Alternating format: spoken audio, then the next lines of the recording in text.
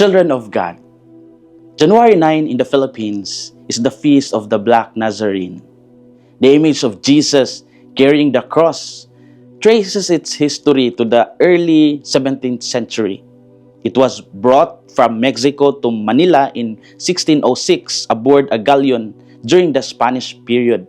And over the years, the image survived fires and earthquakes, and its dark color became a powerful symbol of a suffering Christ who shares the wounds, burdens, and struggles of his people.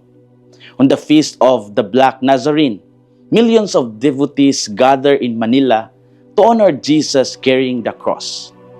People brave heat, fatigue, and danger just to come close to touch the image, believing that even a brief contact can bring healing, forgiveness, and hope. This devotion reveals a deep Filipino faith in a God who is not distant, but who enters suffering and walks with his people. This is a daily life event for Jesus.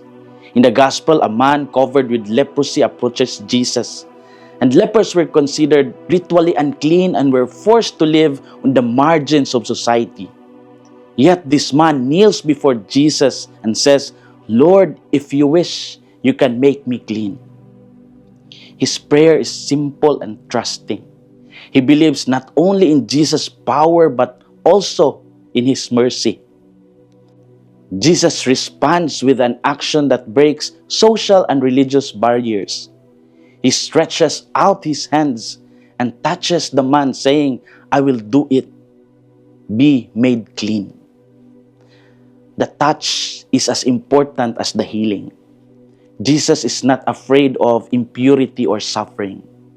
He restores the man's health, dignity, and place in the community. This gesture helps us understand the devotion to the Black Nazarene. Filipinos brave long hours, danger, and exhaustion because they believe in a God who allows himself to be touched, a God who carries the cross with them.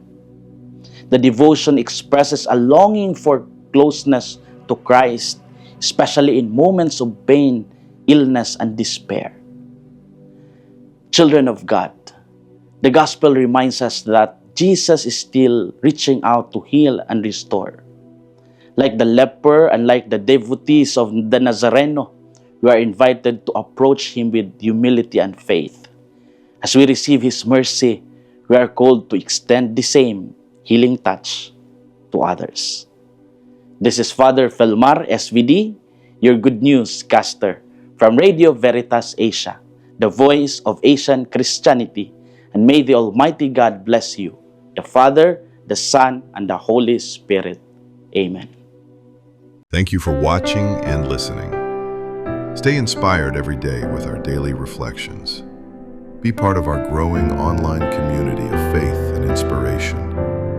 Don't miss a single reflection. Follow us on our social media platforms